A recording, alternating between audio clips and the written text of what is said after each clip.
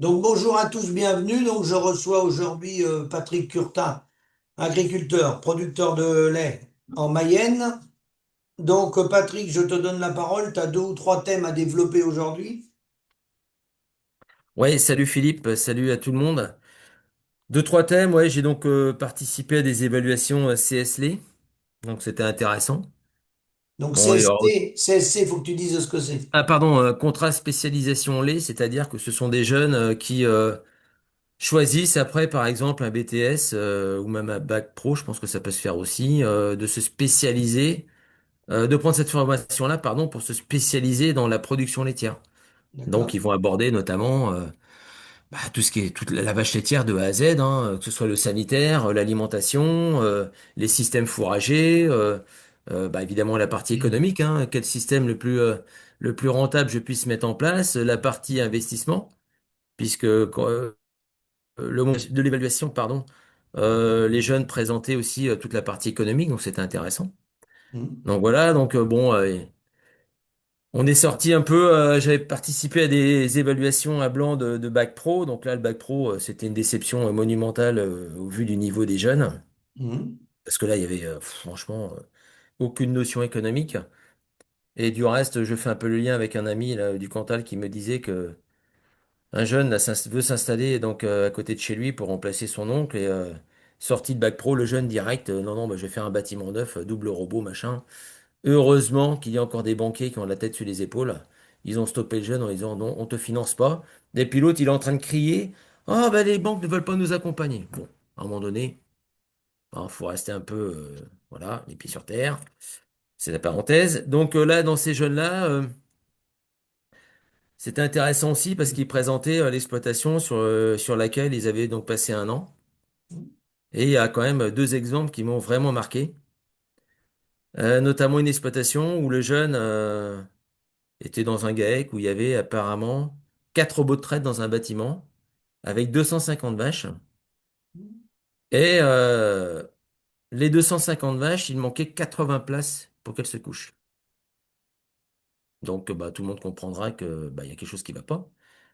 Et tout de suite, bah oui, il voulait résoudre un problème de mammifs au niveau de l'élevage, puisqu'en fait, 250 vaches dans le bâtiment, 225 mammifs à l'année.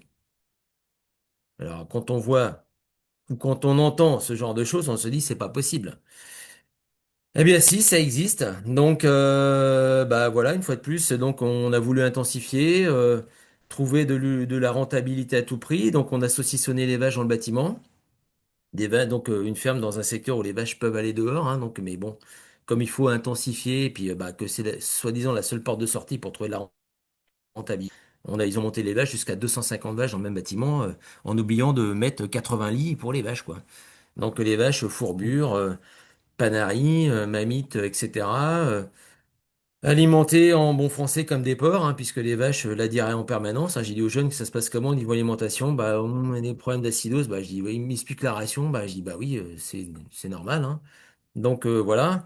Moi, ce qui me choque un peu, bon, au-delà de cette présentation, et puis chiffre quand même assez pharaonique dans le négatif, on va dire. Comment peut-on encore délivrer des chartes des bonnes pratiques dans de tels élevages? Puisque logiquement, on a tous la même charte des bonnes pratiques. Une place à l'auge, une place, allez, avec une tolérance de 10% sur le couchage. Mais comment peut-on avoir des élevages comme ça en piste? Alors, ça représente pas la moyenne, sûrement. Non, ça représente pas Le la problème, moyenne. c'est que ce nombre-là, ce petit nombre-là, sont ceux souvent qui pensent qu'à produire plus, et c'est ceux qui sont dans le modèle qui flinguent le prix du lait. C'est ça. Et donc, après, on enchaîne sur le coût alimentaire de ce troupeau. Vis-à-vis de la moyenne du groupe, ils étaient 50 eurotonnes au-dessus de la moyenne du groupe. Mmh. Oui. Donc, 2 500 000 litres de lait de sortie. Il n'y a qu'à faire les comptes avec 50 eurotonnes de plus que ça représente. Mmh. Il y aurait peut-être moyen de travailler un peu différemment. Mmh.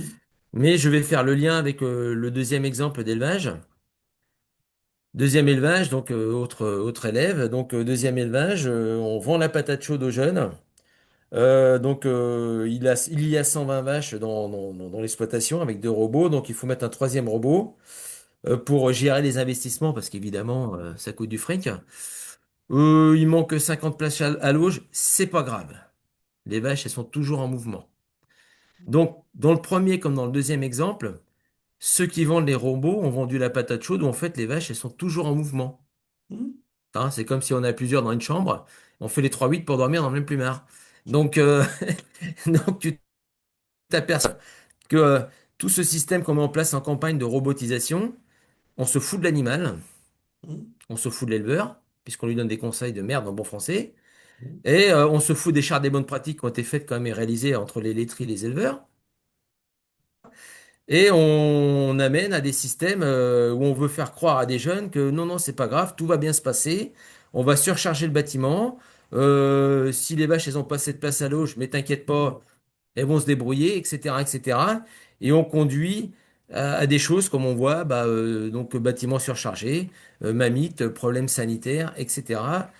Bon, c'est là que tu te dis quand même, dans les gens qui tournent autour de l'agriculture et ceux qui apportent les conseils notamment dans ceux qui vendent les robots, ils se rendent compte un paquet de conneries quand même, hein.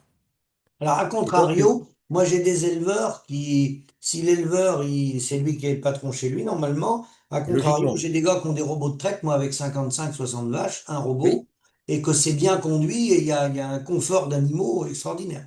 On retrouve ça aussi. voilà. Mais dans le cas présent, dans les deux cas, là, du reste avec l'évaluateur, on a été scotché de voir des choses pareilles sur le terrain. Voilà. Bon, après, ce qui était intéressant quand même en off, une fois que l'évaluation était passée avec les jeunes, c'est qu'on est quand même sur des catégories de jeunes où bah, tu poses la question, si toi demain t'es éleveur, est-ce que tu mets en place ce genre de choses-là? Bah, le jeune, il commence à dire non, non, on est quand même dans les secteurs fourragers, donc on commence à remettre les animaux dehors en leur apportant, mine de rien, quand on les met dehors, on leur apporte du confort, hein. C'est un confort qui coûte pas le même prix que s'il faut tout Non. faire de A à Z dans le bâtiment. Aujourd'hui, les coûts, on entend des bâtiments aujourd'hui se monter à 250 vaches, des bâtiments à 3 millions d'euros, hein. Donc là, ça commence à causer, comme disent certains. Donc, ce qui était intéressant, c'était d'avoir des jeunes quand même qui avaient du recul par rapport à ce qu'ils ont vu sur le terrain. D'où l'intérêt quand même d'avoir des jeunes qui se forment et qui ne s'installent surtout pas après un bac pro. Ça devrait pour moi être interdit d'installer des jeunes après un bac pro. Voilà. Et Peu des importe et des obligés à faire un business model. voilà. Et, euh, je dirais que en fonction de l'affinité de la production que le jeune a choisie, il devrait faire ce genre de formation spécialisée et approfondie, qu'il soit céréalier, ça va lui permettre de faire de tout ce qui est agroécologie, etc., de se remettre en question et non pas d'avoir en fait des gens qui vont arriver chez toi pour te vendre tout ce qu'il y a à vendre. Parce que là aussi, donc, il y avait ces deux cas-là, et puis il y avait aussi le cas d'une jeune qui expliquait que la boîte d'aliments, pour faire, donc là aussi robotiser l'élevage, jusque-là pas de souci, bah, pour les faire monter en production, bah, vous inquiétez pas, on va vous refaire la ration. Donc il t'avait sorti un concentré où les gens et donc initialement la ration, les vaches étaient autour de 9 500 10 000, donc des niveaux de production tout à fait acceptables et corrects, donc avec une optimisation économique qui était tout à fait intéressante. Et le gars de la boîte d'aliments est arrivé avec sa poudre de perlimpinpin magique, son aliment magique avec huile de palme à l'intérieur, etc. Ah ben tout de suite, tu reprenais en termes de terre ah ben, ce qu'il fallait et puis on te vantait que de toute façon, tu allais reprendre 1500 kilos minimum par vache. C'est Bon, ça ça. c'est sur le papier. Tout ça pour faire le lien avec le CSLE où des jeunes qui font sciences CSLE doivent connaître du bout des doigts l'alimentation d'une vache laitière. Ah oui. C'est-à-dire que le gars de la boîte d'aliments a porté sa ration, et c'est là où j'ai voulu en venir avec cette jeune-là. J'ai dit, toi, en termes d'alimentation, tu en penses quoi? Parce que quand on fait une formation, c'est pour acquérir une capacité à réfléchir Et des connaissances, oui. face à ce qui t'est proposé. Parce qu'évidemment, si toi, tu dis amène à tout, autant lui donner ton numéro de carte bancaire, tout va bien se passer. Oui. Donc l'objectif de ces formations-là, notamment dans le lait, c'est d'acquérir cette capacité à réfléchir et à se dire, est-ce que là, finalement, avec 9 500, 10 000 par vache, j'ai un ratio économique qui me convient, ou est-ce Oui. qu'il faut que j'aille chercher de la performance technique absolument, absolue Oui. et à tout prix? Voilà, donc c'est là où ces formations-là sont intéressantes. Alors il va y avoir un bémol pour conclure sur cette partie-là.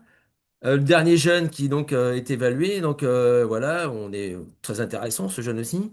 On fait du off et puis on commence à discuter alimentation parce que bon moi c'était mon métier pendant 6 ans. Et puis je lui explique deux trois trucs et il commence à regarder son formateur et j'y voyais qu'il y avait un truc qui allait pas.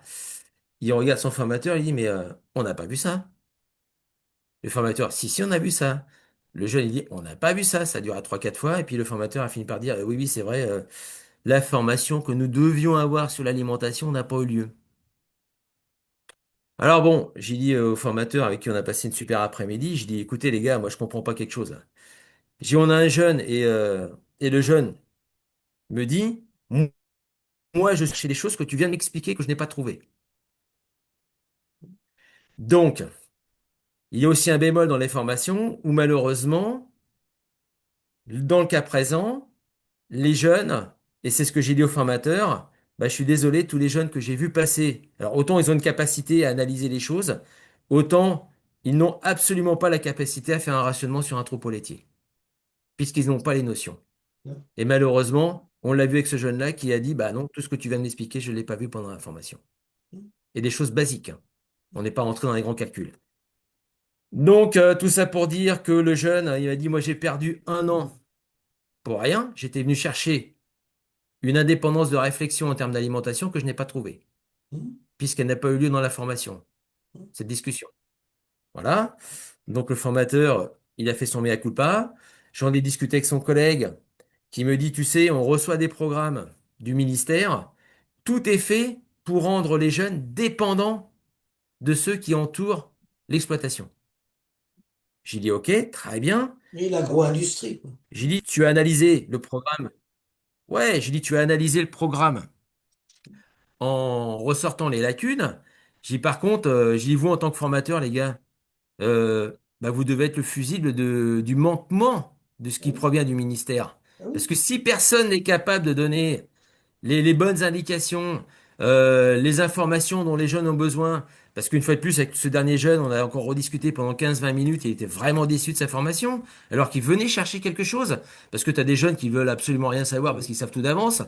Eux, celui-là, il venait chercher des choses, il venait chercher du savoir qu'il n'a pas trouvé et qu'on lui a pas proposé. Donc, et je lui dis, mais c'est quand même dommage, parce que quand on fait des formations comme ça, c'est pour acquérir une indépendance de réflexion qui est nécessaire dans notre milieu. Bon, voilà le Alors, ressenti que j'ai eu de cette évaluation. Les deux formateurs sont conscients qu'ils doivent revoir des choses, et on a des jeunes qui sont intéressants et intéressés dans tout ce que j'ai vu, mais qui malheureusement euh, sont lacunes de cette formation-là. alors moi, j'ai un rattrapage, puisque tu parles de ça. Pour les jeunes ou moins jeunes qui auraient un problème par rapport à ça, tu parlais des rations, hein, mais ça peut être Ouais, pour les chèvres ou autre chose, hein. Moi, j'ai un oui, réseau dans toute la France de nutritionnistes indépendants oui, qu'on fait travailler. Donc les gars, c'est un prestataire de service parce que il prend une prestation sur les kilomètres qu'il fait, un peu le temps qui passe, mais ça oui, coûte pas cher du tout. Il y a un gros avantage, c'est qu'il vend rien. Il vend ni oui, aliments, ni minéraux, ni rien. c'est Alors ça, ça peut être un plus pour quelqu'un qui a besoin d'un appui. Faut c'est le dire. ça. Faut le dire. Alors logiquement, c'est le rôle des contrôles laitiers, hein, parce que Ah, normalement, oui, oui, moi j'ai oui. une formation de contrôleur laitier, donc voilà. Et une super formation, quoi. On a fait ça pendant 6 ans. On avait tout un programme de formation qu'on pouvait choisir. À chaque année, tu avais ton petit dossier qui arrivait. Tu choisissais ce dont tu avais besoin. Tu avais des ingénieurs. On allait sur le terrain, etc. Donc, on avait une super formation. Donc, tout ça pour dire qu'on a quand même aussi, logiquement, le service indépendant du Clazel. Bon, après, certains sont en train de dire, bon, le coût, machin, bidule, bon, il n'en demeure pas moins que ça existe. Il faut quand même pas oublier une chose, et c'est ce qui me chagrine aussi sur le terrain, c'est qu'on a des gens aujourd'hui, là, hop, moi j'ai robotisé, j'ai plus besoin du Clazel, parce que le robot, il te fait des cellules, les bordels, les machins, et Oui. puis maintenant, t'en es rendu à entendre parler que t'as même les mecs qui vendent donc les robots, les ingénieurs peuvent reprendre la main sur l'alimentation du troupeau. Donc ça, c'est extraordinaire. Euh, tout ça pour dire que à un moment donné, c'est bien tous ces gadgets-là, mais il faut quand même avoir quelqu'un extérieur qui reste un fusible sur du conseil indépendant. Pas du conseil intéressé, hein. Du conseil indépendant. Oui, c'est-à-dire qu'il prend une prestation de service, comme Voilà, un comptable ou un expert comptable te fait une expertise, il te voilà, fait une facture pour l'expertise qu'il t'a fait, c'est ça, mais c'est pas pour ça qu'il va te dire vous adhérez à mon étude. Non, il te fait une expertise. Pas c'est pareil. ça. Expertise avec ce que tu es capable de produire sur la ferme, le système fourrager que tu as mis en place, la qualité des fourrages que tu récupères à chaque année qui passe. Bon, cette année, ça va être la merde, mais bon, bref. Mais Mm. en fonction de ça, tu essaies de caler au mieux ta ration, voilà, de trouver l'optimum économique de ta ration. Et non pas le maximum technique, ce qui est pas Et pareil. voilà. Parce que bah, pour rebondir à ce que tu dis, j'avais un collègue, un ami dans le Cantal, qui me disait apparemment le numéro 1 européen, attention, Cocorico, il se renfonce en moyenne technique. 15 000 par mèche. Oh, ça m'étonne pas. Voilà. Mais Bon. il va passer sur PLM, celui-là, Ah sûrement. bah très certainement. Et donc bon, voilà, j'en dirai pas plus parce que bon, il m'a livré deux, trois trucs, on peut pas tout dire parce que peut-être que la personne se reconnaîtra, bon, peu importe. Bon, techniquement, c'est exceptionnel, hein. Oui, mais c'est bien. Oui. C'est bien, hein. Nous, j'ai souvenir qu'on a avoir vendu, on a vendu une vache chez nous qui faisait 45 kilos, qui est partie en Allemagne, qui a fait 100 000 kilos. Son pic de lactation faisait 80 kilos, la vache. J'ai toujours posé la question à l'éleveur, ce qu'a bouffé la vache. Il m'a jamais répondu. Chez nous, on était à 45, 50 kilos, hein. Voilà. Ouais. Bon, quand on veut faire de la perf technique, il n'y a pas de problème, mais c'est pas de la perf économique. Non, alors qu'il fasse 15 000, bon, oui. Mais après, est-ce que c'est un modèle à reproduire sur tous les élevages français? Ça, j'en suis moins sûr. Non, non, non, Non, parce mais que voilà. ça s'appelle du hors, tout simplement. Donc, à partir du moment où on a de l'autonomie, on a logiquement un peu plus d'autonomie financière. Ah oui, Donc, oui. vouloir pousser des animaux à l'extrême comme ça, Il non, ça n'a faut jamais trouver été. un équilibre. Faut trouver un équilibre parce qu'il peut arriver des fois que C'est ça, quand ils produisent pas assez, ça peut être un handicap économique aussi. Il faut trouver un équilibre. l'équilibre, l'optimum économique a toujours été dit autour de 8 500 9 000. Souvent, oui. Oui. Souvent, ça tourne autour de ça, hein. Et en bio, des systèmes tout terme, moins que ça. Ouais. Voilà, après, ça dépend, oui, on est d'accord. Allez, Voilà. 8 500 9 000, on est dans les clous. Et alors, ton deuxième thème d'actualité, tu voulais dire un mot par rapport au prix du lait. Donc là, actuellement, c'est pas une moyenne sur l'ensemble de l'année, mais ça risque d'être 425, 430 chez les grands opérateurs. Mais là, on a du 400, Oui, 401 chez des grands oui. acteurs comme Sodial ou Terra Lacta. Tu voulais dire que Bell, même si on est loin du coût de production, il fait partie des moins mauvais de la classe. C'est ça que tu voulais dire. Mm. Ouais, ouais, ouais. Bah, c'est un peu pour faire le lien aussi avec bah, ce qu'on voit au niveau, qu'on vit au niveau du climat, hein. Bon, déjà, c'est une pensée pour tous les collègues qui sont payés autour de 40 centimes, hein. Pour moi, c'est une pure catastrophe, hein. Parce que bon, si c'était le cas pour nous, le delta qu'on a entre Bell et puis les autres opérateurs, notamment les plus gros, Lactalis Sodial, on va peut-être titiller, je sais pas, moi, faudra mettre tous les chiffres bout à bout, peut-être 80 euros tonnes de différentiel sur l'année. Une ferme comme nous, t'as plus de 60 000 euros. Mm. Mm. Et Bon, toi, t'es moi, je pas sais au pas coût de comment les. production, et encore, t'es loin du coût de production avec le prix Bell, hein. Bah nous, on y arrive si tu veux, parce qu'on avec les jerseys, on refait de la qualité, donc Oui, on va tirer du oui, 60 centimes si tu oui, mais veux. je te parle en prix de base. Mm. Mais en prix de base aujourd'hui, pour faire du lait 38-32, au vu de l'accident climatique qui est vraiment extrême cette année, moi je l'ai chiffré un peu sur la ferme chez nous. Nous, on a 20 hectares de maïs, donc on estime perdre, bon, on fait des maïs autour de 13 tonnes, hein, très certainement qu'on va faire des maïs entre 5 et 6 tonnes de matière sèche. On va perdre autour de 160 tonnes de matière sèche. Oui.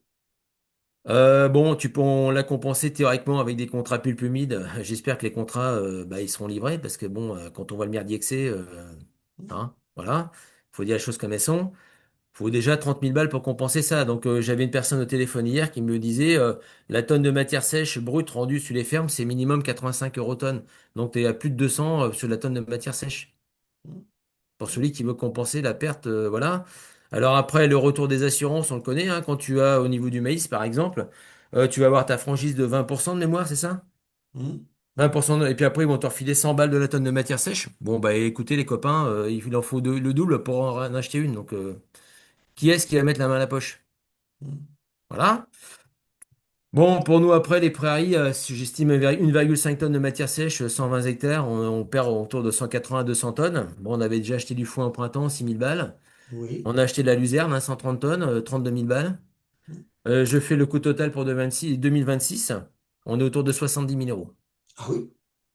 Bon, l'année dernière, on avait assuré pour les prairies, on avait touché, heureusement, puisque nous, on est à la deuxième année, hein, c'est pas la première année. Donc, on a de la chance, c'est la deuxième à suivre. Donc, voilà, l'année dernière, c'est puisque les relevés satellites, c'était 70% de perte de production sur les prairies. Donc, on laisse calculer chacun ce que ça donne. Donc, la tonne de matière sèche, hein, quand on veut un équivalent d'une tonne de matière sèche à peu près de qualité en herbe, hein, bah, c'est de la luzerne Bralon. Hein. Bah, la luzerne Bralon arrive dans ta course, c'est 250 balles minimum. Hein. Voilà, les comptes sont vite faits.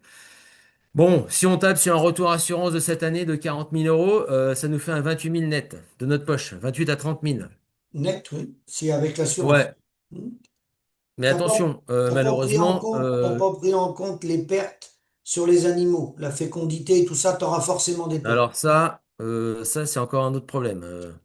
Notamment, enfin oui, on a encore quand même la ventilation dans le bâtiment, tout ça. Bon, on s'en est sorti à bon compte pour l'instant. Il faudra faire le bilan, comme tu dis, sur la Oui. repro. Tu auras Le dé- forcément un peu de pertes, de toute façon. De toute Forcément. manière, par le passé, on l'a toujours vu, à chaque coup de chaleur, Ben et oui. les pires, ce sont ceux qui, au début d'automne. Alors là, c'est encore pire, ça, parce que ça secoue encore plus les vaches. Mais dans mon petit calcul, j'ai pas terminé, parce qu'en fait, la sécheresse qu'on vit, elle est historique, et on sait même pas si les prairies vont redémarrer, notamment les prairies temporaires. Alors, refaire une prairie, bon, on parle toujours autour de 250 balles de semences, hein, un truc comme ça. Si tu mets des travaux des champs, on va vite arriver à 400 balles. Moi, j'estime minimum à 20 000 balles de prairie. Et je Combien? suis gentil.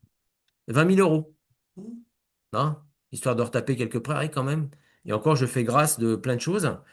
Donc, le coût de 2026, moi, je l'estime minimum à 50 000 euros pour une ferme comme nous. Ah, Donc, en ayant l'assurance.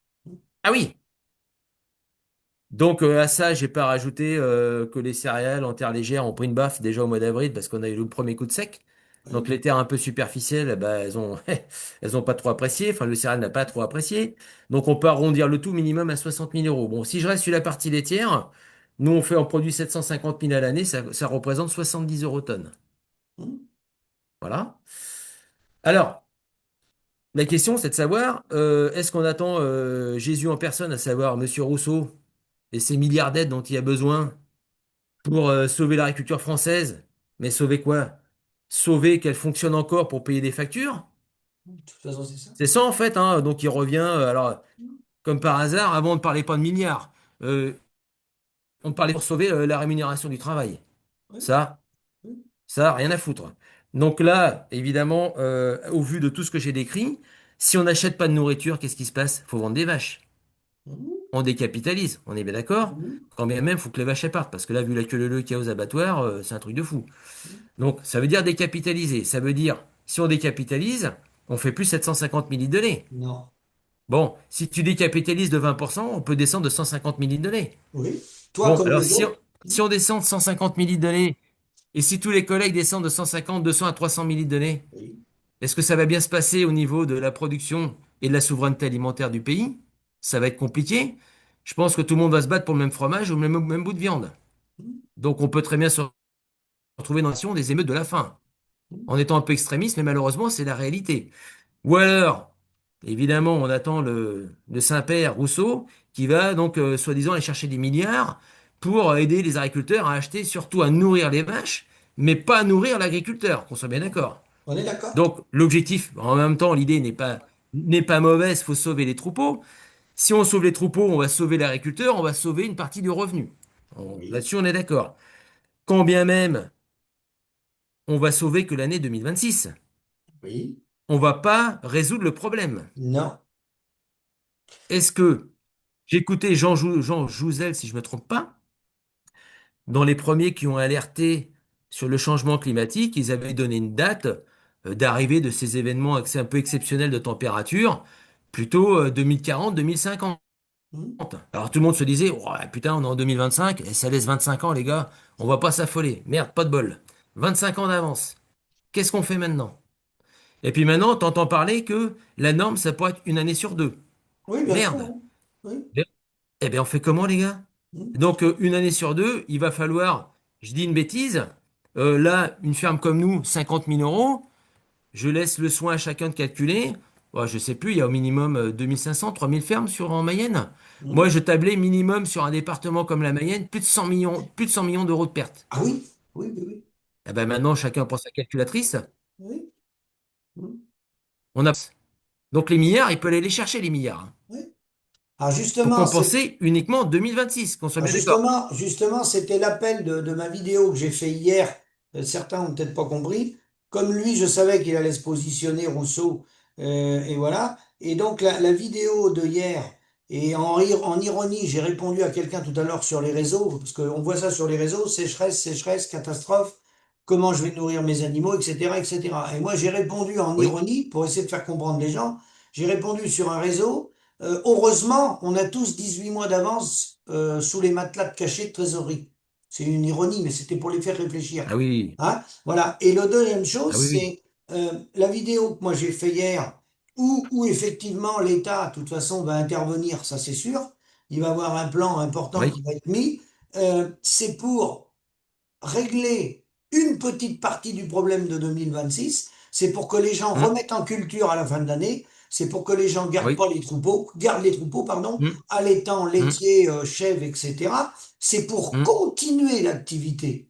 Mais c'est ça. dans les messages que j'envoie au ministère, ça c'est état d'urgence 2026. Oui, Mais hiver 2026, c'est tout de suite, si on a des gens dignes de ce nom, comment on revoit le modèle. Parce que là, mettre des milliards, hum. d'abord, ça bouchera pas les trous. Ça peut permettre Non, à ça des bouge pas les gens trous. de ne pas mettre la clé sous la porte, mais ça ne donne en rien une rémunération aux agriculteurs. Ça ne résout pas le problème. Il y a 1,5% de la matière première agricole qu'on produit qui est dans le budget des ménages en prix final. 1,5%. Ça, faudrait le doubler. Il faudrait qu'on Oui, représente 3% déjà dans un premier temps de notre matière première pour qu'on soit des vrais chefs d'entreprise, qu'on adapte nos exploitations en fonction des sécheresses. On est assez grand pour savoir. On va pas faire l'aumône tous les ans. On a déjà non, la PAC, on nous finance nos retraites, on finance les réserves d'eau quand on en fait, on finance nos bâtiments agricoles, ils sont subventionnés, les bineuses pour le bio, etc.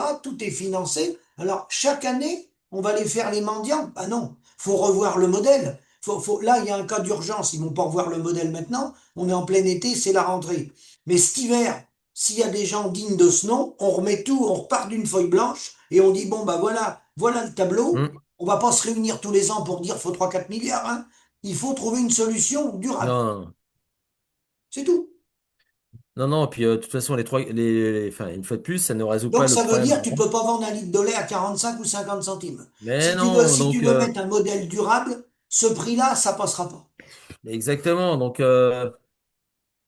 Je rebondis aussi par rapport et j'en profite aussi pour remercier les dirigeants du groupe Bell qu'on ne croise pas malheureusement sur nos fermes, puisqu'évidemment, ces gens-là n'ont pas le temps de venir nous voir sur nos fermes et puis discuter réellement des problèmes. Donc moi, je les remercie très chaleureusement. Sans eux, les 50 000, je remets la perte que je t'expliquais, le différentiel de prix avec les Sodial Lactalis.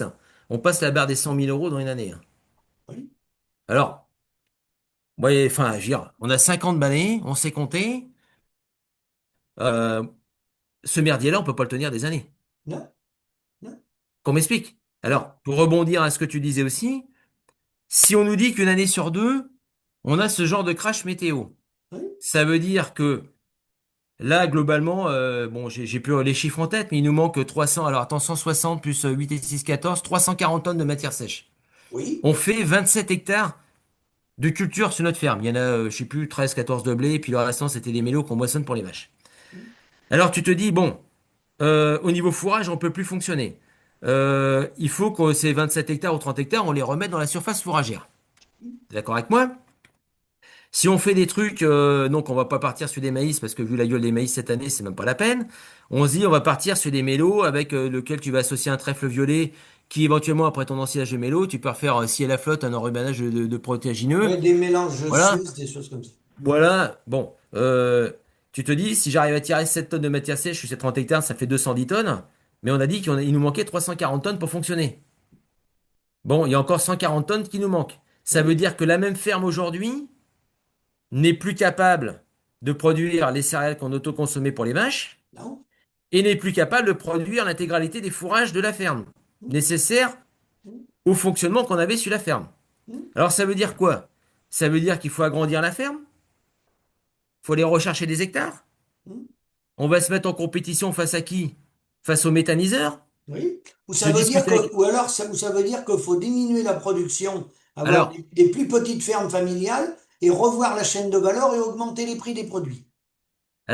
voilà, tu m'as devancé dans ce que je voulais dire. Il y a plusieurs stratégies. Oui, Soit tu restes dans la stratégie, bah, je continue à produire le même volume, mais c'est après les terres, parce qu'on n'arrive plus à produire la bouffe pour les vaches. voilà. Ça peut être ça. Donc, on entre en compétition avec un jeune qui m'expliquait dans l'Orne, il veut s'installer face à lui pour les terres, il y a les méthaniseurs. Voilà. Soit on réduit la voilure, mais ça veut dire que demain, le 70 euros tonne que j'ai calculé, si tu fais moins de volume, tu as un peu moins de rentabilité parce que les marges sont liées au volume quand même. En faisant un certain niveau de marge sur la ferme, il s'écrase. Donc, si tu enlèves 30 hectares autour de 600-700 balles de marge sur les cultures, tu as 20 000 euros de marge. Les 20 000 euros de marge, il faut les remettre en termes de prix pour le lait, Tout à puisque fait. les surfaces vont pour le lait maintenant. Bien sûr. Donc, les 60 centimes en question, Philippe, ils tiennent plus. Faut qu'on arrive sur du 65, 70 centimes. Bien sûr. Voilà. Donc, Ah, l'analyse, on l'a là sous les yeux. Moi, je l'ai voilà. calculé. Chacun appréciera ça à sa juste valeur sur sa propre exploitation. Mais quand on n'est plus capable de produire les fourrages, on n'est plus capable de produire derrière. Oui, c'est un prix du litre de lait qui est minimum et à 70. Et à 70, je suis très gentil. Et, Alors, et, et j'en profite pour dire que dans les gens qui font des réactions, ils disent après, mais le fourrage, il n'y en a pas. De toute façon, on va pas en trouver. Comment on va en trouver? On pourra pas en trouver. On pourra pas nourrir les animaux. Moi, je vais vous répondre, les gars. Les fourrages, moi, je vous en trouve, hein. Vous m'envoyez un mail. Il y a des coopératives, ça y est, ils ont déjà fabriqué des aliments avec du hum, fourrage, de la mâche et tout. Le problème, il est ouais, économique. Le problème, c'est pas de pas avoir des fourrages. Moi, je vais vous en trouver des fourrages. Et puis ouais. après, c'est bien ce que tu as soulevé avec ton calcul, parce que ceux qui ont des questions, vous m'envoyez un mail sur ma boîte mail.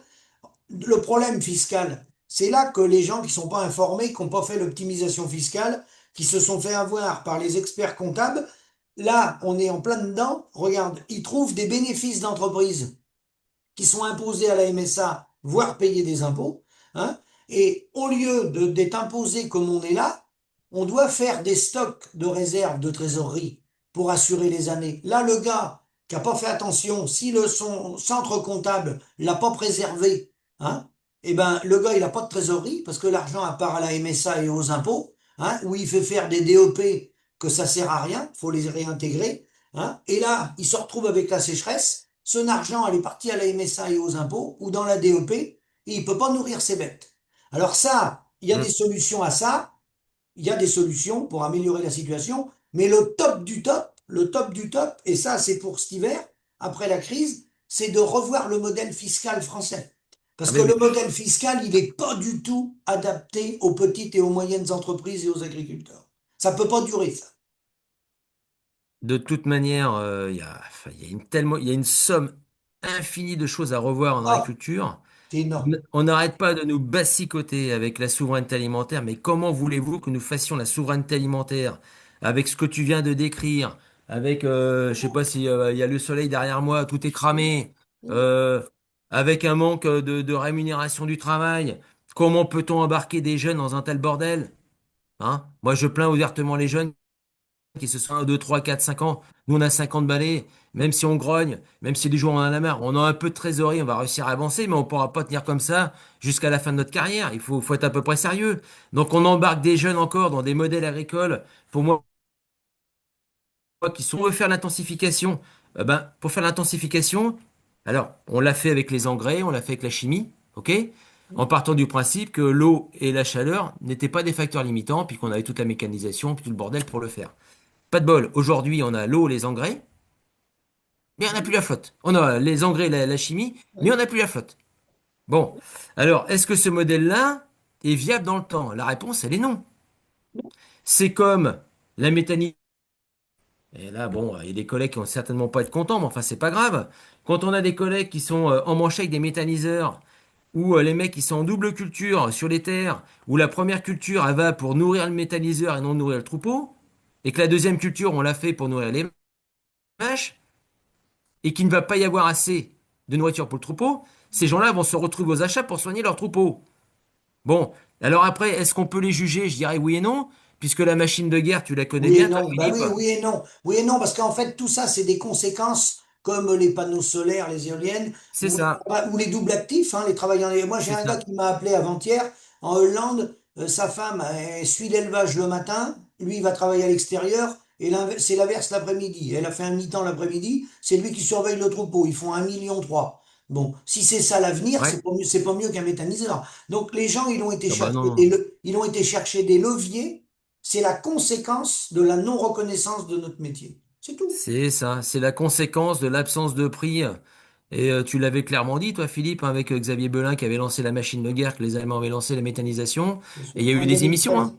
hein. Il y a eu des émissions par rapport à ça. En 2013, le cousin d'Arnaud Rousseau, parce que je l'appelle son cousin, Xavier Belin, il avait lancé la méthanisation, il avait copié sur le schéma allemand pour baisser le prix des Oui. produits agricoles, pour exporter à travers le monde, et il avait fait un accord avec GDF Hum, Suez, à l'époque, partenariat avec hum. GDF Suez. Et lui, il disait, voilà, ça va être une arme de guerre pour qu'on puisse produire à moins cher. C'était ça le programme de Xavier Belin. Il avait le droit hein, d'avoir ce programme-là, mais Ouais. il se trouve que c'est un échec. C'est un échec. Et puis ces gens-là qui ont lancé tout ce process-là ont oublié une fois de plus les scientifiques qu'elle a armé depuis les années 70 du changement climatique. Oui, bien Donc sûr. c'est ça qui est dramatique, c'est qu'en fait on lance plein de choses. Notamment, moi, la méthanisation, pour moi, c'est une énième intensification des sols. Oui. Hein. Et je me répète, si on oublie de tenir compte des scientifiques, notamment du changement climatique, et qu'on envoie la machine de guerre, et puis quand tout nous pète à la tronche, comme c'est le cas aujourd'hui, où aujourd'hui, bah, les méthaniseurs, donc, ils ont des surfaces dédiées pour faire tourner le méthaniseur. Les surfaces des méthaniseurs sont comme les surfaces des bovins, elles ont subi la sécheresse. Hein. Ah bah bien sûr. Donc, ils vont aller aussi aux achats. Donc, on se retrouve avec des sous-produits qui, avant, allaient dans la gueule des vaches, vont dans la gueule, en bon français, des méthaniseurs. Donc, bon, soit, et tout en sachant que si je me trompe pas, le prix du gaz est quand même garanti. Mhm. À un niveau, C'est-à-dire que là, ce que tu soulèves, ça dépend de la décision géopolitique, géostratégique des chefs mais d'État oui, et de gouvernement. C'est l'énergie. Qu'on produise de l'énergie en complément de revenus de nos fermes, parce que la politique de la France, elle est calquée sur un modèle où, avec le nucléaire et tout, il accepte qu'il y ait soit de la méthanisation ou du photovoltaïque. Que ça soit un complément de notre revenu, on peut encore l'entendre, mais là, c'est pas ça. Le schéma, c'est pas ça. oui, C'est que demain, le mec, c'est pas ça. C'est pas il ça. va vivre, on va vivre des panneaux solaires, on le voit déjà, hein. On va vivre des panneaux solaires, mais plus des vaches. Donc, ça veut dire qu'on nous crache dessus à longueur de journée. C'est ça. Donc, on a mis en compétition la production d'énergie et l'alimentation humaine. C'est ça. Bah oui, c'est ça. C'est ça. Bon, alors là, voilà. Moi, j'ai souvenir, il y a 10 ans, il y avait une réunion avec certains artistes du département qui étaient à la tête de la Chambre de culture, notamment le président qui avait dit, nous avons perdu la guerre nous avons perdu la guerre des prix, ne perdons pas la guerre de l'énergie. Quand tu entends ça, tu te dis, mais on est où là? FDSEA On Mayenne. est où? FDSEA de la Mayenne. Bon, bizarrement, on les entend pas moufter pour faire des courriers aux méthaniseurs pour dire, les gars, solidarité. On Alors, a bien compris. les petits soldats, ils se lèvent tous les matins de bonne heure avec des gros tracteurs au service de l'agroalimentaire. Et puis après, quand il est usé, Hein. le petit soldat, il se lève le matin pour aller courir après le méthaniseur ou les panneaux solaires. Faut C'est ça. vraiment quand même on est vraiment en soumission du reste de la société. Moi, j'ai halluciné quand j'ai entendu cette phrase. Et comment peut-on dire une telle chose et puis dire après, faut installer des jeunes? Ah oui, c'est Si on contradictoire. reconnaît avoir perdu la guerre des prix, Philippe, alors moi je suis désolé, si tu dis que tu as perdu la guerre, t'envoies pas les mecs au front? Ah non. Non, mais ça te paraît, Bah oui, c'est je sais pas, contradictoire. mais enfin bon. Ah ben c'est contradictoire. Bah oui. Donc bah, tu vois bien les gens qui depuis des années pilotent le département et bien d'autres du reste. Donc c'est ça qui est quand même dramatique. Donc bon, le fait est que voilà, le changement climatique est là, on a lancé la méthanisation, on a cette compétition sur la nourriture bah, des bovins avec les méthaniseurs. De toute manière, il y a des solutions, moi je pense, c'est-à-dire que Là, on fait toujours ce qu'on appelle les cultures d'exportation, les blés. Donc, on a des céréaliers autour de chez nous. Pourquoi? Et on sait très bien que le changement climatique, on peut pas aller contre. Pourquoi ne pas passer des contrats avec nos amis céréaliers à produire de la luzerne, à produire local, etc. Oui, Faut pas oublier que nos amis céréaliers doivent vivre aussi de ça. bien sûr. Mais pour qu'ils en vivent, donc il va falloir fixer un certain niveau de prix, qu'on soit bien d'accord. C'est toujours le même problème. Pareil pour eux. Donc, pour fixer ce niveau de prix, pareil pour eux, ils sont là pour vivre aussi.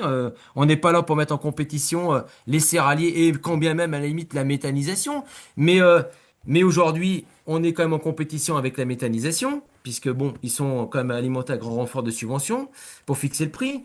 Bon, pour revenir sur les céréaliers, on pourrait avoir ce genre de choses-là. Au lieu de faire de la culture de vente et essayer de vendre du blé qu'on a perdu au niveau des marchés d'export, pourquoi pas reproduire localement la nourriture dont les troupes ont Tout à besoin, dans fait. l'exemple que j'ai donné. Si on veut continuer à faire tourner, ne pas oublier l'agroalimentaire, parce que au-delà de nous, Oui. il y a des emplois qui vont sauter, hein. Ah oui, oui, oui. Si on baisse la production de 15 à 20%, les usines vont ralentir. Si ça ralentit, il y a besoin de moins de personnes, hein. Bien Donc sûr. c'est toute l'économie. Les pays de Loire vivent de quoi? Ils vivent pas du luxe et de quoi que ce soit, hein. C'est de l'agroalimentaire, hein. Donc voilà, tout ça pour dire que le prix de la nourriture ne pourra plus avoir le même prix. Parce que si on passe des contrats, et je l'expliquais tout à l'heure clairement, la baisse de production de nourriture, baisse de rentabilité de la ferme. Il faut aller acheter pour compenser, pour réussir à faire le même volume de lait. Ça veut dire que le litre de lait sorti n'a plus le même coût qu'il y a 5 ou 10 ans. Mais bien Donc sûr. le consommateur ne peut plus l'acheter le même prix. Qu'on soit bien d'accord. Donc on est capable de trouver des solutions face au changement climatique en nouant des partenariats avec nos amis céréaliers. Tout à fait. Donc eux doivent vivre de leur boulot, nous on doit vivre de notre boulot, mais le kilo de viande, le litre de lait, tout ce que tu veux n'a plus le même prix à l'autre bout. Non. Ça C'est veut clair dire et que net. ça, Quand on voit le gasoil ou le... Oui, Ça veut vas-y. dire qu'il faut revenir sur un prix de souveraineté nationale avec Mais gestion du oui, volume. Et dans ce prix de mais oui, souveraineté nationale, bien sûr, qui tient compte des importations. Ça veut dire que les importations ne peuvent pas venir avec des produits qui sont faits d'ailleurs pas de la même façon que nous. Donc oui. les importations, forcément, elles vont être gelées. Tout ce qu'on peut produire chez nous, bah, c'est normal, on le prend chez nous. Après, quand on va en manquer, on va continuer les échanges internationaux, mais on peut Hmm, déjà relocaliser. Il y a plein de domaines où on va être autonome. Et puis, oui. si on veut repartir, pour pas avoir ce même débat-là tous les ans, eh ben, faut revisiter l'ensemble des acteurs de la filière, hein, revoir les Oui. marges. Il y a des Hmm, acteurs peut-être qui n'ont plus lieu d'être. Il y a des choses qu'il faut restructurer. Faut revoir les marges agroalimentaire, grande distribution. L'impact aussi du secteur tertiaire sur la ferme France. Le tertiaire, mais il faut l'adapter suivant la ferme France. Là, il est trop important, le secteur tertiaire, il vient peser, et puis revoir la fiscalité. Donc, hmm. si on revoit le modèle, on va développer des emplois, on va garder notre Mais souveraineté oui, et notre alimentation. Mais si on revoit pas le modèle, bah, tous les ans, on va arriver mais avec oui. des drapeaux, puis on va dire, nous faut 2 milliards, nous faut 3 milliards, tous les ans, nous faudra des sous, de toute façon. Et si on est capable de reproduire une fois de plus ce modèle qui a, voilà, le litre de lait coûte tant, le kilo de viande coûte tant, et oh, putain, le carburant est passé à 2,20, 2,30, les gens roulent quand même. Ah, bien sûr, Putain, on fait des choix en fait. bien sûr, Tu fais des choix. bien sûr. Bon, est-ce qu'on peut se priver de manger? Non. Non, Est-ce qu'on peut se priver de boire? Non. non. Est-ce qu'on peut se priver d'avoir le téléphone à 2500 balles? Oui. Oui. Est-ce que les exemples, on en a à tour de bras, mais les notions, enfin les choses essentielles à la vie, l'eau et l'alimentation, on ne peut pas y couper. Ça fait des années qu'on achète la paix sociale sur notre dos. 2009, 10, tu sais ce qu'il en est, Pascal. Vous êtes tous battus pour faire Pascal reconnaître le prix Massol, de, Pascal Massol, voilà, Jacques voilà, Fournier, enfin, voilà. C'était le premier combat, les prix. Un mal de chien à faire reconnaître. Donc les prix, bah, la rémunération du travail, la sauvegarde de la souveraineté alimentaire du pays, la protection de l'agriculture familiale, la résilience parce qu'on est sur des plus petits modèles familiaux, on n'est pas sur la monoculture, on est sur les systèmes fourragers. Moi, je l'ai connu quand j'étais contrôleur laitier, les plus grosses fermes, c'était 50 vaches, hein. ah oui, oui, Donc oui. les mecs, les systèmes fourragers, c'était pas ce qu'on a aujourd'hui où les gars, oh là là, t'as robotisé, les vaches, faut qu'elles fassent 15 000 kilos, le système fourrager, c'est 90% de maïs. Ben, le mec, il se prend une tôle comme cette année, il fait quoi? Ah bah là, c'est une catastrophe. Parce qu'il a mis tous les ans au même panier. Donc le panier, il est versé. Donc voilà. Donc il y a eu la guerre des prix, on est passé sur les charges. Hein? On a eu récemment, il n'y a pas si longtemps que ça, Il y a eu la LME aussi, fait par voilà. Sarkozy, qui a fait Alors beaucoup de mal. On l'oublie, ça. ouais, si on reste dans le cas, dans le côté financier, maintenant je vais arriver sur l'aspect sanitaire. On s'est tapé tous les virus. Ah bah oui. Hein, donc les prix, les charges, les virus. On se tape maintenant le climat. Ouais. Bah, et les gars, ça commence à faire un peu beaucoup, non? C'est pour ça que le mot, je vais te dire le mot qui ressort là de la semaine, parce que j'ai été appelé là sur pas mal de dossiers, donc avec des contacts forcément juristes, avocats, mais peu de vétérinaires. Les vétérinaires voient des gens qui pleurent dans les exploitations des éleveurs, et Ah les bah deux oui. mots qui ressortent, c'est résignation et Oui. désespoir. Ah oui, oui. Désespoir, le mot désespoir maintenant qui Ah ressort. oui. Non, non, mais enfin, je veux dire, quand tu mets les chiffres sur un bout de papier, comme disait un collègue, j'ai envoyé moi ce que j'ai fait là pour C'est des une fois, chose économique. histoire de discuter entre collègues, mais il me dit bah les chiffres font peur. Bah oui, mais c'est la réalité aussi. Oui. On Et peut si pas tu les veux, nier. alors ils font peur, pourquoi? Parce que par rapport à notre matière première agricole, puisqu'ils nous Bah considèrent oui, comme des livreurs de minerais, c'est notre prix de c'est matière ça. première agricole qui va pas. Donc on est dans un non-sens économique. Mais Oui, imagine que là, encore sur les plateaux télé, dans les émissions, on est en 2026, ils vont parler sécheresse, sécheresse, sécheresse, ouais, bassine, ouais, écolo, machin, enfin tout ce que tu veux, pour ouais. arriver à placer sur un plateau le mot revenu. Bah, c'est un sacré boulot, hein. Il y a 30 ans Ça, qu'on est en train de dire que le problème central, c'est le revenu, mais hmm. juste pour arriver à prononcer le mot revenu sur un plateau télé, t'as intérêt de bien t'y prendre, hein, parce qu'ils sont pas sûrs de te inviter. Oui, oui, et ce mot revenu en question qui est nécessaire, on s'en aperçoit qu'évidemment, bah il n'y a pas de trésorerie depuis des années. Tu Ah tapes, non? on appelle la sécheresse plus que du siècle, du reste. Et puis on se dit, oh, c'est pas bien grave, ça va venir avec les accords transatlantiques, bordel, machin. Ouais. Mais El Niño, s'il fout le bordel aussi la bambolle, hein. Si on attend le steak haché à venir, et qui de surcroît peut être bloqué dans le détroit de je sais pas trop quoi, mais ça veut dire on a orchestré, enfin ceux qui nous dirigent sont en train d'orchestrer la famine. Tout à fait. Et j'ai découvert, moi, en menant un peu des enquêtes, là, que, par exemple, pour prendre que l'exemple du Mercosur, mais il n'y a pas que ça, le CETA, le TAFTA, tous les traités. Mais le dernier, le Mercosur, Ouais, les deux tiers vont être gérés par JBS. JBS qui fait ouais, le géant brésilien qui fait 70 milliards d'euros hum, de chiffre d'affaires, de dollars, par contre, de chiffre hum, d'affaires. Donc, tu vois de quoi on parle, hein. Alors hum. là, aujourd'hui, si on veut donner quelques notes positives, quelle est la réaction des gars? Là, on est au mois d'août, personne ne va bouger. Il y en a qui sont en vacances, c'est le mois d'août, tout est mort. D'accord? Donc maintenant, les gens, les questions que j'ai, que j'avais pas avant, qui viennent de Normandie ou de Bretagne, parce qu'eux, ils n'étaient pas habitués à des sécheresses comme Non. nous, on connaissait plus au sud de la Loire. Maintenant, c'est quel jour la flotte va arriver? Quand l'eau va venir? Parce que eux, ils imaginent, enfin, c'est normal, hein, c'est le réflexe. Tout le monde, pâturage, reprise du pâturage, enrubanage, récolte de fin d'année. Ah oui, mais récolte de fin d'année, Patrick, l'eau, suivant la date à laquelle elle va arriver, es-tu sûr qu'on va pouvoir faire des enrubanages? Bah déjà, faudrait qu'elle soit déjà tombée.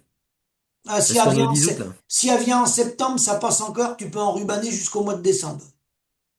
Ouais, enfin oui, ok, mais bon, oui, oui, bah oui, oui. Après, j'aurais tendance à dire aux gars, bah faut aller voir une dame qui tire les cartes. Si elle tombe sur la carte où c'est marqué pluie, ça va être bon. Non, mais ironiquement, on n'en sait rien. Et Personne non, n'en on n'en sait sait rien. rien. Moi, j'aime bien consulter toutes les prévisions saisonnières et je consulte plusieurs sites. Ils disent pas tous la même chose. Bon, si tu vas sur Météo La Flèche, ils sont en train de dire que septembre, l'eau va revenir en septembre. Hmm. Voilà, bon après, que dire de plus? J'en sais rien, hein. Mm. Parce qu'après, il y a un autre phénomène que personne, parce que maintenant on n'a plus les 4 saisons, moi je trouve, on n'a plus que 2 saisons. Et il y a un autre Oui, phénomène qui peut arriver, que personne maîtrise, il y en a qui en rigolent, mais quand la flotte va arriver, elle peut arriver, et on peut avoir des rafales de 100, 150, ouais, 180, elle ouais, n'arrête pas, et si ouais. elle n'arrête pas, si tu Hmm. as des récoltes, tu vas pas les ramasser, et tu pourras même pas Ouais. les semer. Ça arrive, ça. Ah bah, de toute façon, l'extrême dans les deux sens, on est foutu pour travailler. Voilà. Là, c'est, je veux dire, là, c'est résumé. Donc, Ouais. c'est bien ce que tu me dis. L'extrême dans les deux sens, on est ratamé. Ça veut dire que là, on n'est pas une économie comme les autres, nous. On travaille avec le climat et Hum, du vivant.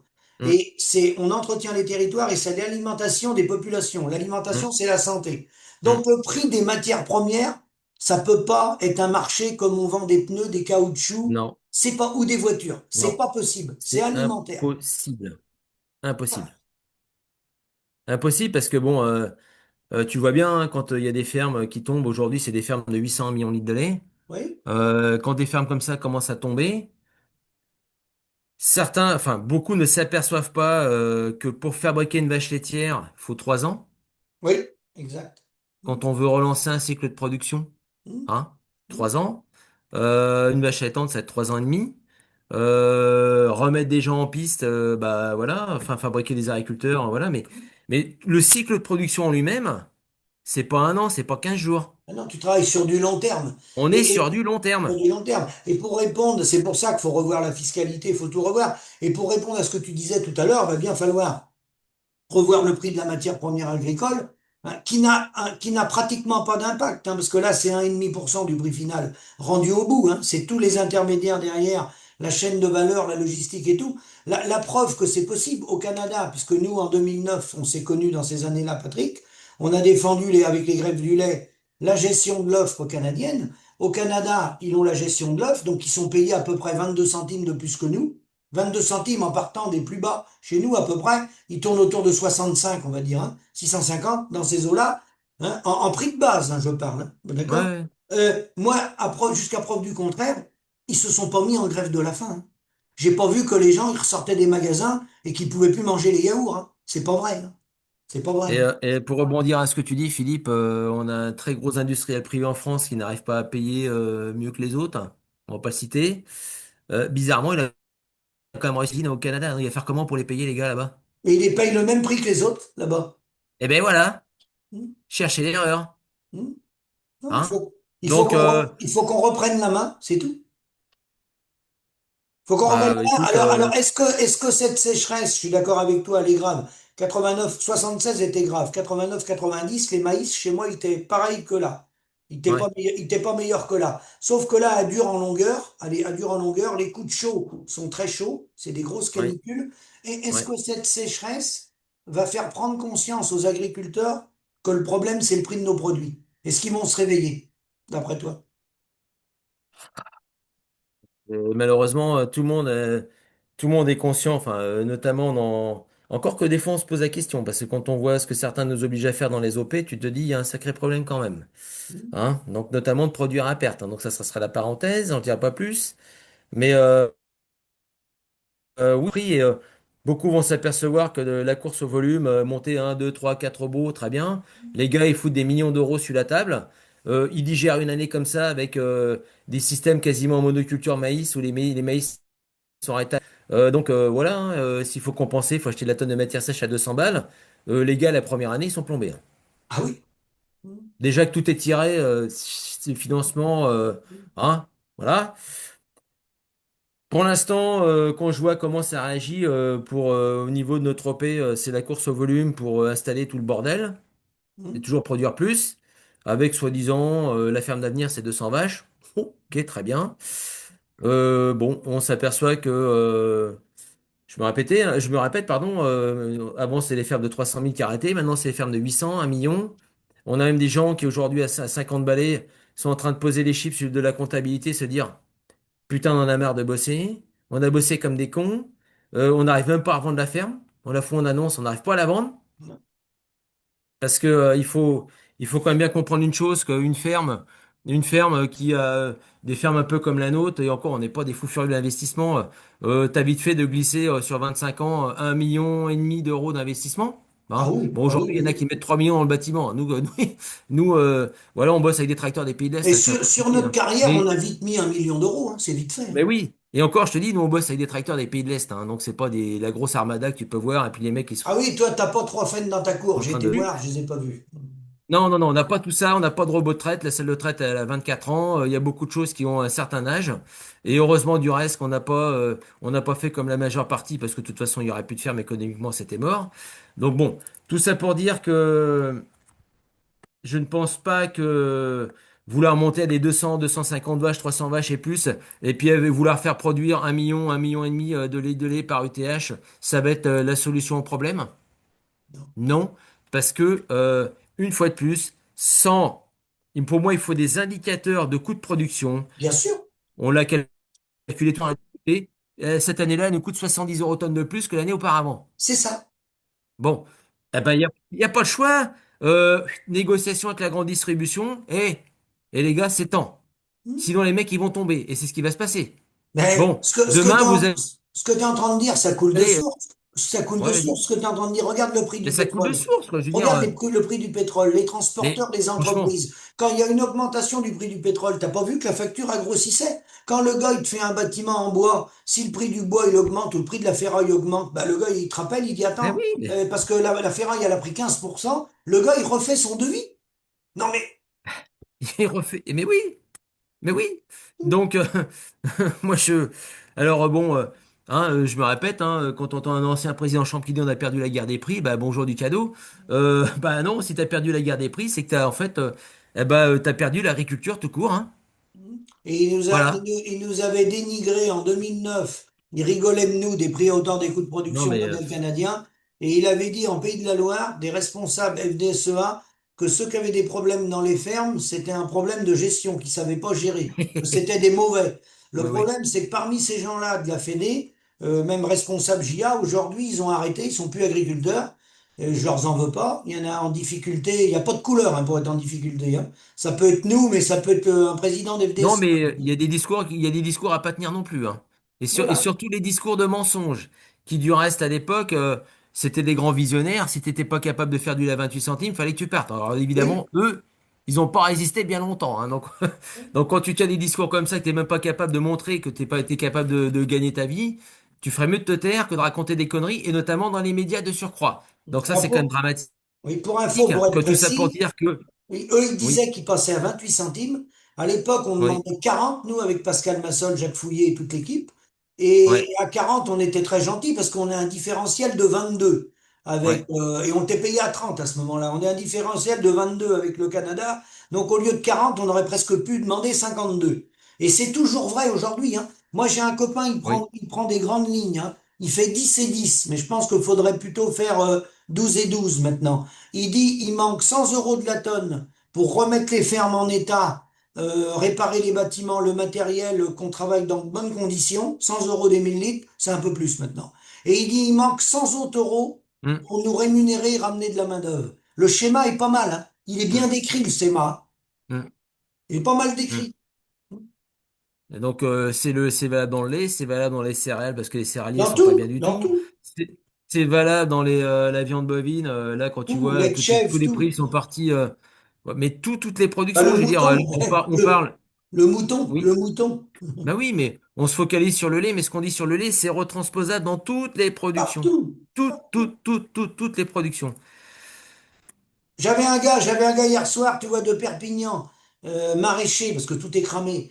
2 euros, moi c'est pas moi qui fais les courses, mais je me suis renseigné. 2 euros la cocombre, 18 centimes qu'elle est payée par sa coopérative. 18 centimes la cocombre. Ah, j'ai dit si c'était doublé le prix de la matière première, ah bah il m'a dit à 36 on est bon. À 36 on serait très bien. Voilà. 2 euros dans le magasin. Non mais les gars, c'est pas possible. Et tu vois qu'il y a quand même un sacré problème parce que pour rebondir, en 2009, quand on parlait des 28 centimes, c'est à peu près le prix moyen qu'on avait eu. Moi, je garde toujours le lien avec la brique de lait, demi-écrémé. En 2009, elle était à 45 centimes. Oui. OK? Celui qui se promène, là, qui va aller faire dans le rayon lait, là, le premier prix à 900 000. Donc 1 euro le litre. Oui. Alors, si on fait le lien, 28 fois 2, ça fait 56. Puisque la brique de lait a doublé. Oui. Et bordel, on a du lait à 40 centimes sur les moins 10 ans dans les grands Oui. groupes en Oui, France. oui, Bon, qui ment là-dedans? oui, Qui ment là-dedans? oui.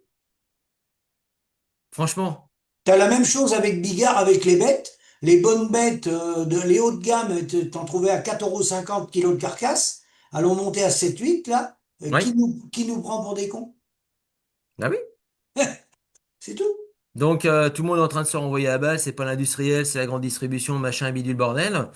Logiquement, l'arbitre au milieu de tout ça, c'est censé être les pouvoirs publics. Oui, Bon, je crois que les pouvoirs publics, ils ont bouffé le sifflet, il y a un truc. Hein, où les cartons jaunes et rouges, bah, ils les ont perdus.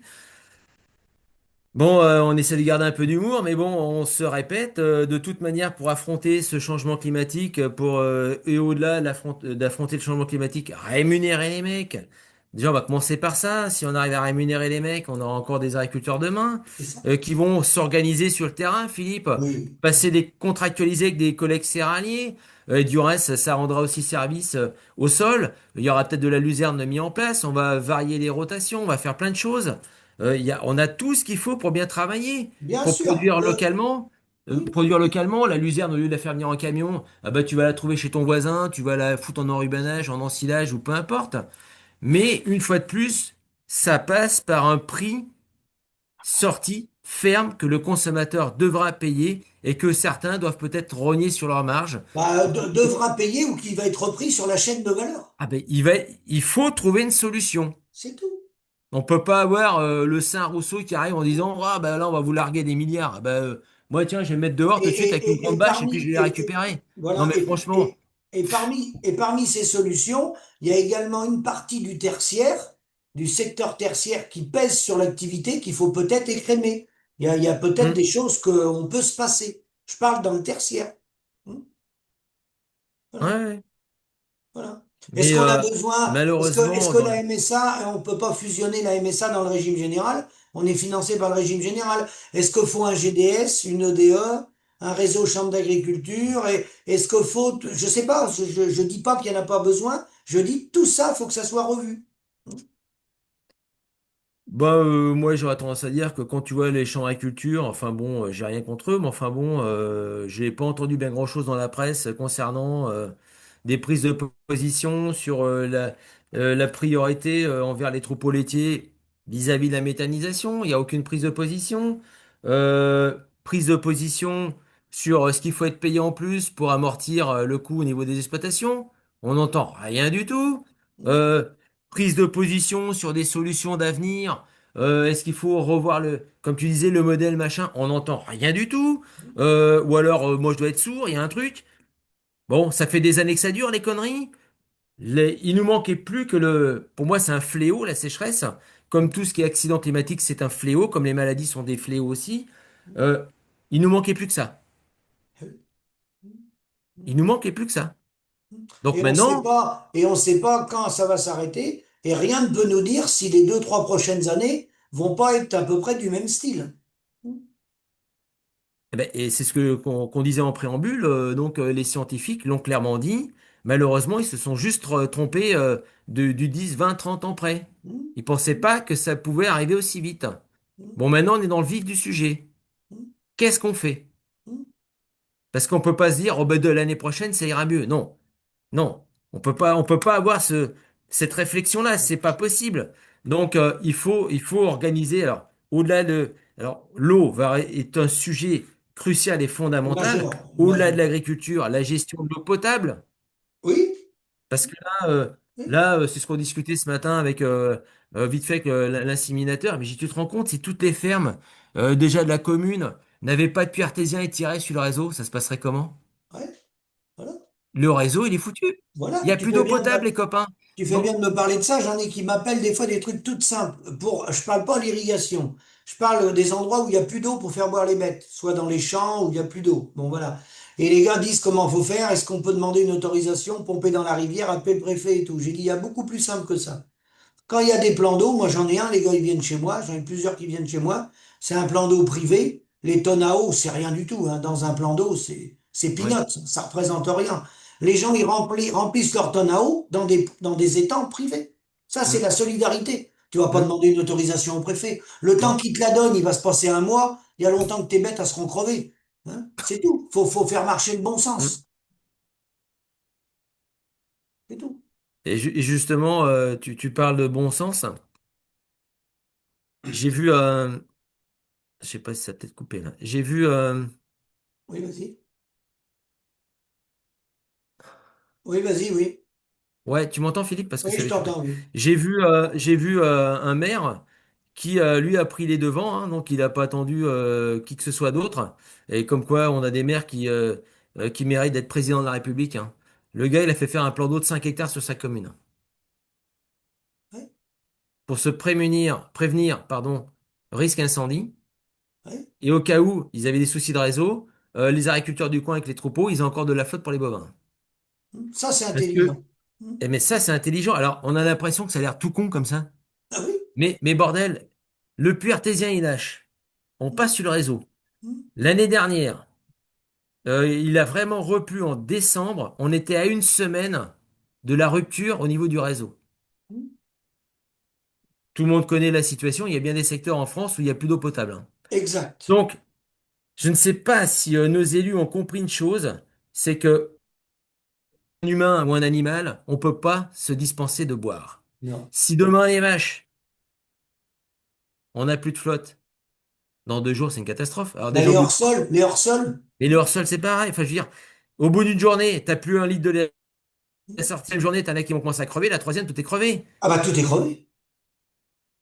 Dans des pays dits comme les nôtres, intellectuels et compagnie, on n'est même pas capable de comprendre qu'il va falloir augmenter les capacités de stockage pour avoir des sécurités sur des aléas climatiques importants. Pour la population et les animaux. Après, Ouais, mais exactement. après le schéma irrigation en grande culture, ça c'est autre chose, faut le raisonner sur les territoires, ça.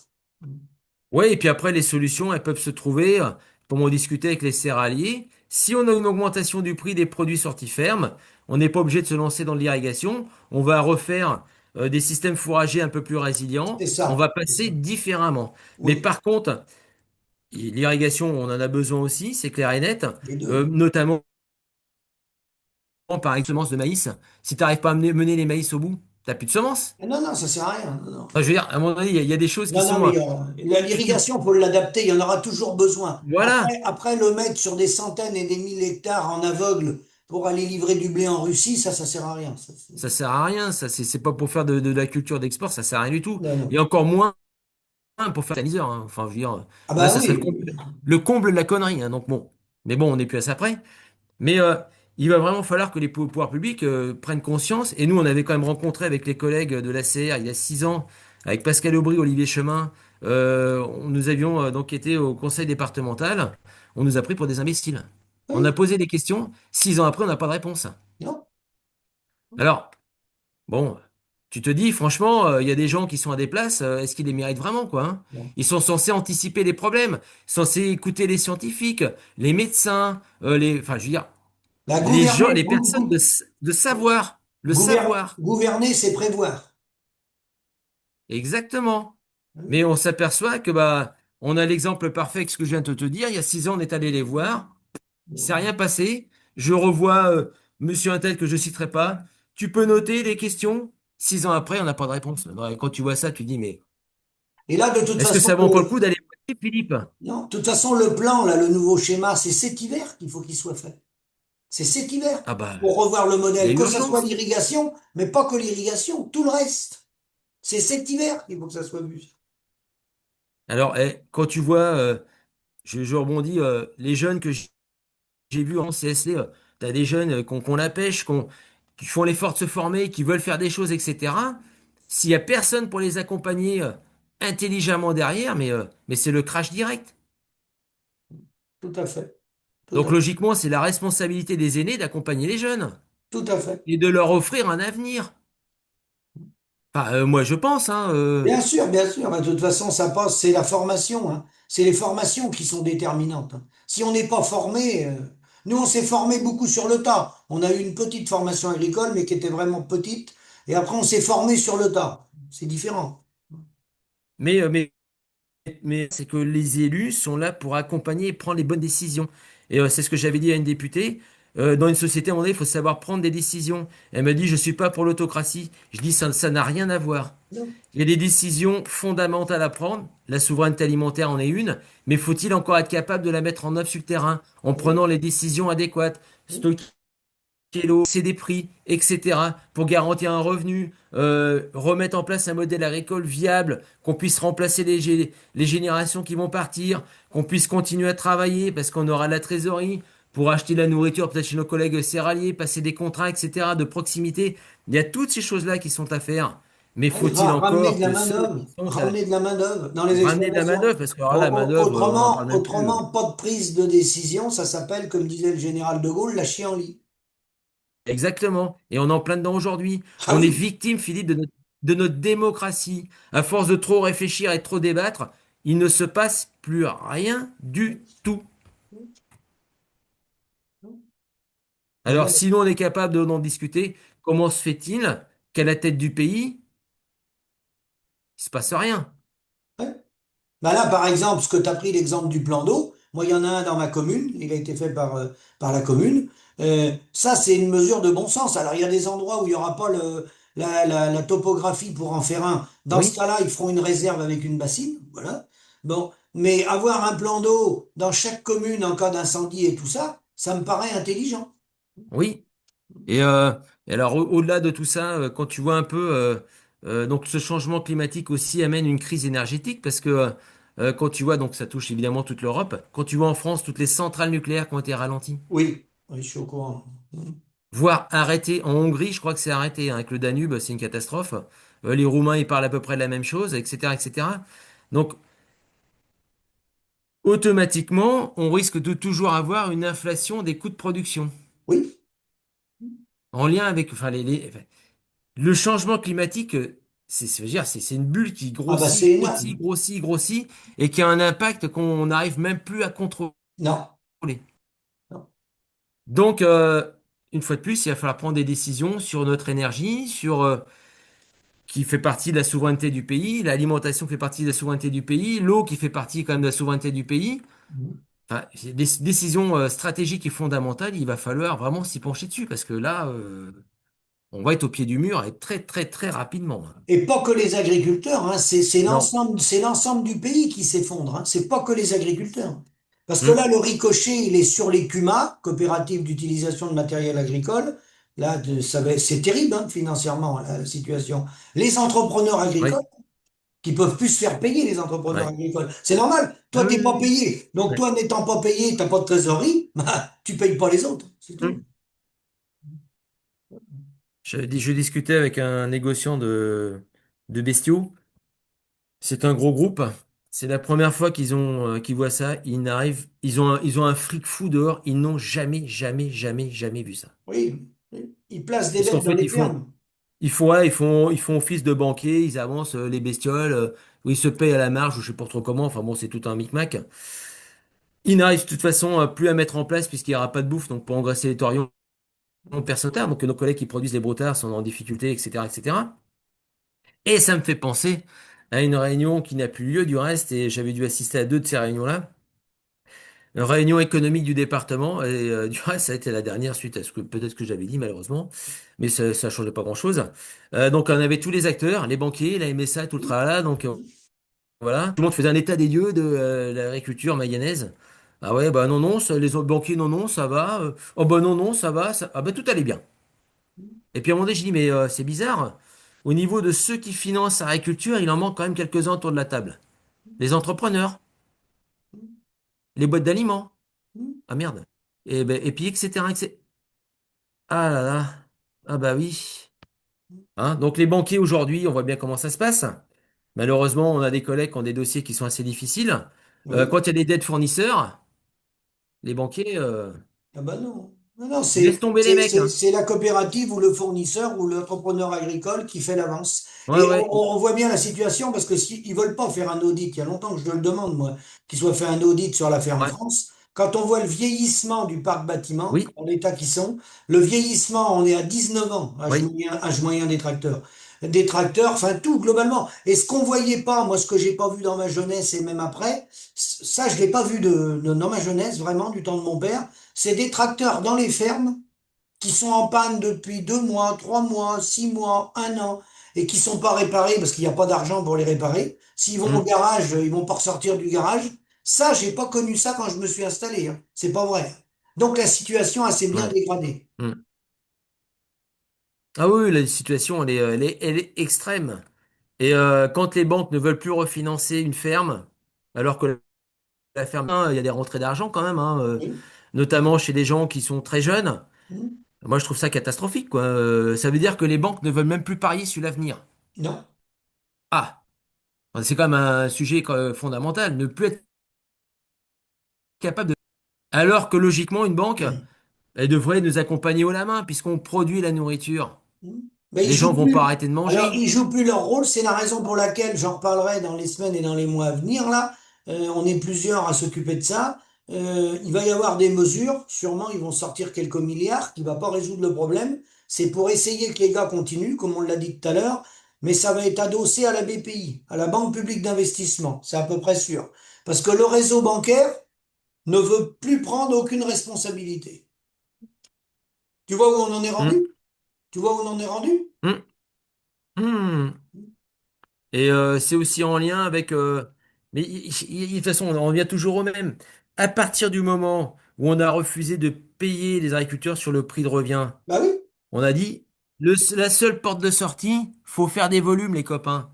oui. Donc automatiquement, le volet financement de la ferme, c'est plus le même d'il y a 20 ans. Ben non, Avec 100 000 balles aujourd'hui, tu fais quoi? ben non, T'achètes même pas un tracteur fourche. non. Quand tu vois les montants, et pour avoir été en commission départementale d'installation, avoir vu passer les dossiers, ou à 1,5 million d'euros l'installation, les mecs, ils étaient même pas encore arrêtés. La banque, elle finançait plus. C'était la famille qui faisait un prêt, du leasing. Tu te dis, mais arrêtez, quoi. Arrêtez, les gars. Ça va rien donner, ça. On en Alors là, revient là, on a au transféré, problème initial. oui, on a transféré dans le monde agricole, après-guerre et même avant-guerre, hein, et après, on a transféré des métiers pénibles avec une charge physique au travail importante journalière, très dure, manuellement. On l'a atténué, le matériel, on travaille dans de bonnes conditions, ça faut le reconnaître, hein, même en salle de traite et tout ce qu'on veut, même robot et tout ce qu'on veut. On Oui. a même pour l'irrigation des trucs à télécommande à distance et tout. Ça, c'est indéniable. Par contre, la charge mentale, comme il n'y a pas de revenus, la pression est telle, ça pète les plombs, c'est divorce, c'est engueulade entre les associés, ça explose. Mentalement, ça pète. On le voit bien. Mais les gens, je pense que ce que la société ne sait pas, c'est la somme de travail qu'on passe dans hebdomadaire. C'est abominable. Alors, une année comme on a là, Oui, hein, où il faut faire feu de partout. oui. On n'est pas en intempérie quand il fait 42 degrés, hein. Ah non, On est en train de s'occuper des vaches. c'est du vivant. Quand t'as une vache qui est sur le carreau. Non mais, les gens ne s'aperçoivent même pas de l'énergie qu'on y laisse une année comme celle-ci, là. Mais c'est un truc de dingue, hein. Ouais, parce que les réseaux d'eau, tout ça, Bosser dans la chaleur, oui, dès que tu as un réseau d'eau qui pète, faut bosser dans la l'interrompre tout de suite. chaleur. Ben, ah ben oui, oui, donner à manger ben, logiquement, les animaux sont censés être dans les champs, à trouver leur nourriture de par eux-mêmes. Faut apporter, faut ci, faut ça, faut tout surveiller. Mais c'est un boulot de dingue. Euh, Et c'est normal que les gens en arrivent à craquer. Parce que, et puis derrière, les gens qui sont normalement constitués bah, voient ce qu'il faut acheter, C'est pour ça que les moi, sommes d'argent qu'il faut amener. c'est pour ça que moi, quand j'ai peu de temps, je mets toujours en priorité le mot rémunération revenu, parce qu'on peut Oui, discuter bio, biodynamie, irrigation, tout ce qu'on veut, ouais. drainage, modèle, est-ce qu'il faut rester en salle de traite, tout ça. Ça, c'est des Hmm. débats légitimes, mais si tu n'as pas la rémunération, Non. tu oublies tout le reste. C'est pas la peine. C'est le nerf de la guerre, c'est le nerf de la guerre. Et en 2009-10, qui ont dit qu'il fallait produire pour produire. Mhm. Mais on peut les remercier aujourd'hui de la situation dans laquelle l'agriculture française elle est, hein, même européenne, hein, puisque c'est quand même bien eux qui ont envoyé les informations à la tête de l'Europe pour donner les grandes directives. Tout à fait. Le Copa-Cogeca. Bon, aujourd'hui, ce sont ces gens-là qui sont fautifs de la situation dans laquelle nous sommes aujourd'hui, Ah oui, fautifs du manque d'adaptation des exploitations, puisque quand t'as pas de rentabilité, tu peux pas t'adapter. non. Tu fais tout dans l'urgence, Mhm. voilà, et tu mets en place en place des modèles qui sont dépendants de tout, dépendants de l'énergie, dépendants bah, de la météo, parce qu'il faut que ça crache du volume, mais pour cracher du volume, eh ben, il faut que toutes les planètes soient alignées. C'est ça. Voilà. Si tu as un prix rémunérateur, tu n'as pas besoin d'entrer dans ce modèle-là, et Non, donc tu es moins à la merci de tous ces aléas-là. bien sûr. Voilà. Et déjà, t'as pas besoin de parcourir des centaines d'hectares si tu as un prix rémunérateur. Exactement. Tu vas pas t'embêter à avoir 300 vaches. Ça sert à rien. Exactement. Bon, bah écoute, Patrick, quel est ton mot de la fin? Bah, le mot de la fin, bah, on en revient toujours au même, Philippe. Faut des prix rémunérateurs. Oui, voilà. Faut des prix rémunérateurs. Faut tenir compte de ce que nous disent les scientifiques, hein. Maintenant, bon, on est parti dans ce cercle malheureusement vicieux. Personne ne pensait affronter ce genre de climat. Les Bretons, les Normands se pensaient à l'abri. Oui, Malheureusement, ils ont été rattrapés par la patrouille météo, hein. Voilà. Donc tout le monde est à la même enseigne. Le combat, certains collègues, écumènes, certains collègues de la sécheresse, des coûts de production qu'ils ont dans le sud-ouest de la France, eh ben ma foi, bah, tout le monde est à la même enseigne. ah oui, oui, Tout le monde va peut-être se réveiller, se dire, faut peut-être mener le même combat, parce qu'on a peut-être oublié nos collègues qui étaient dans le sud là-bas, qui se battaient un peu plus dur que les autres. tout à fait. Les solutions, on en a donné tout un tas de solutions. On peut nouer des partenariats avec nos collègues céréaliers au lieu de faire des cultures d'export qui ne trouvent plus preneurs à l'export, puisqu'on a des gens plus costauds que nous, qui sont capables de produire à nettement moins cher que nous. Il faut arrêter tout ça. Il faut absolument préserver la souveraineté climatique, parce qu'il ne faut pas se dire que la nourriture viendra de chez notre collègue, Mm. puisque on s'aperçoit que à l'échelle européenne, tout le monde est dans la même mouise. Ah bah oui, oui. Donc attention quand même les dégâts. Il y a du monde quand même en Europe à nourrir. Euh, non, il faut se recentrer chez nous. Bon, on est dans le cadre européen, il faut se recentrer dans le cadre européen avec des prix pour tous les pays couvrant les coûts de production. Voilà, tout Et à fait. là, on va réussir à avancer normalement et surtout affronter le changement climatique. Parce que si on ne fait pas ça, c'est comme si on partait en guerre avec à poil, hein, en bon français, Bah, hein. de toute façon, on ne tiendra pas. On On ne tiendra pas. tiendra pas. Ah non, non, non. Non. Et puis il faut que les élus, enfin, tous les services en question se reposent des vraies bonnes questions. Stockage de l'eau pour la population, Bien sûr. malheureusement pour les incendies.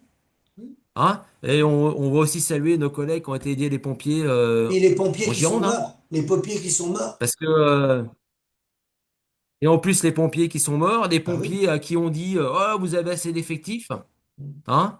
Bah moi je dis bah, les pompiers quand tu les voyais à la télévision avec des grands discours, des élus, les mecs la tête qu'ils faisaient, il faut vraiment qu'ils gardent leur calme, hein, parce que il y a certains élus qui ont l'air très forts.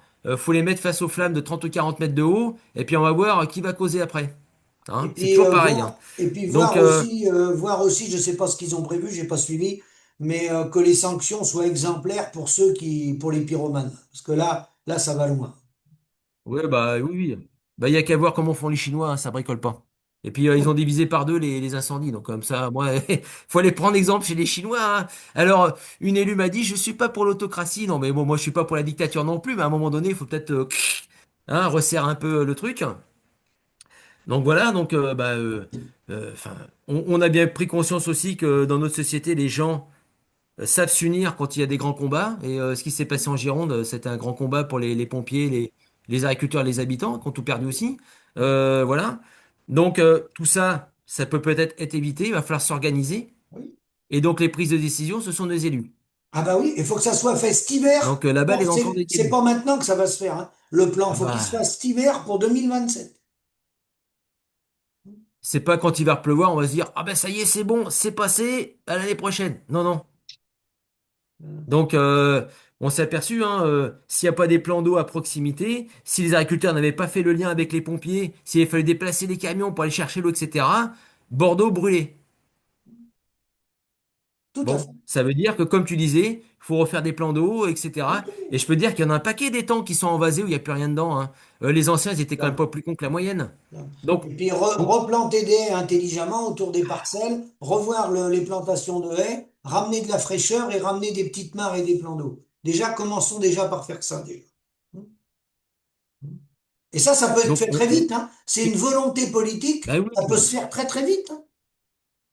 bah oui, bah oui. Donc, bah voilà, le mot de la fin, enfin, on a tout pour bien faire. Maintenant, c'est place à l'action, Oui, on place a à des élus tout. qui ont envie de faire des choses. Si un maire sur une commune est capable de le faire sur sa commune, bah écoute, Bah quand oui, tu es à la tête d'un département ou d'une nation, Il y a moyen de faire les choses quand même. je crois. Bon, Hein, faut arrêter de regarder chez les autres et s'occuper de ce qui se passe chez soi. écoute Patrick, merci et puis Hein? je te dis à bientôt. Ça marche, Philippe. Je te dis à bientôt. Merci. Salut. Merci. Merci, salut, ouais.